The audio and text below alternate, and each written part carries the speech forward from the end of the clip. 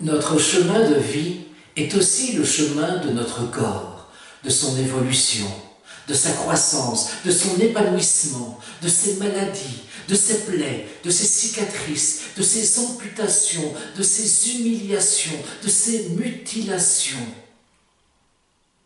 de son rejet, de son acceptation, de sa vieillesse, de sa mort et, in fine, de sa décomposition. Toutes mes pensées, même les plus abstraites, transitent par la médiation de ce corps. Toutes nos joies, toutes nos peines, tous nos amours, tous nos désirs, toutes nos satisfactions, toutes nos insatisfactions, tous nos ressentiments, toutes nos rancœurs, toutes nos rancunes passent obligatoirement par lui. Rien de ce que nous sommes ne peut faire abstraction de ce corps qui nous a été donné et que nous tentons, ou non d'ailleurs, d'aimer, de préserver, de garder, de respecter.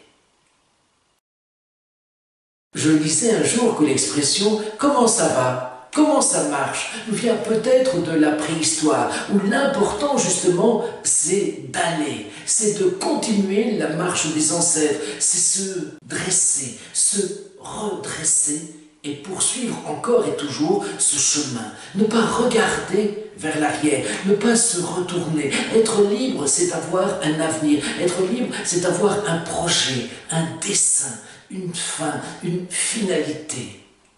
Dans la souffrance, effectivement, dans la maladie, je dois encore et toujours poursuivre ce chemin de vie, ce chemin d'acceptation de la souffrance. J'aimerais terminer cette séquence sur la souffrance par une évocation du pèlerinage vers Saint-Jacques de Compostelle.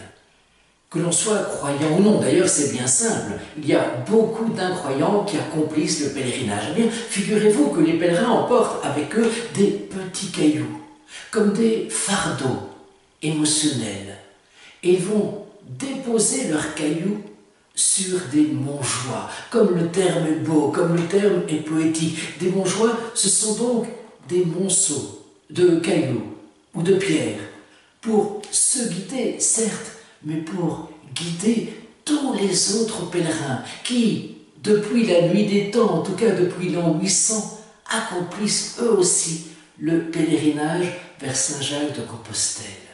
Ils se débarrassent d'un caillou, d'un fardeau émotionnel. Ils s'allègent, ils se réconfortent, ils grandissent, ils se construisent. Et non seulement ça, mais ils vont donc jusqu'à Saint-Jacques de Compostelle, mais ils continuent leur route à quelques 90 km de là, c'est-à-dire jusqu'au Finistère, là où la terre se finit, là où la terre se termine.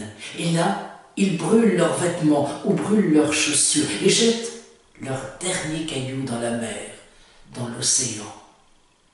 Tout est dit, tout est consommé, tout est assumé.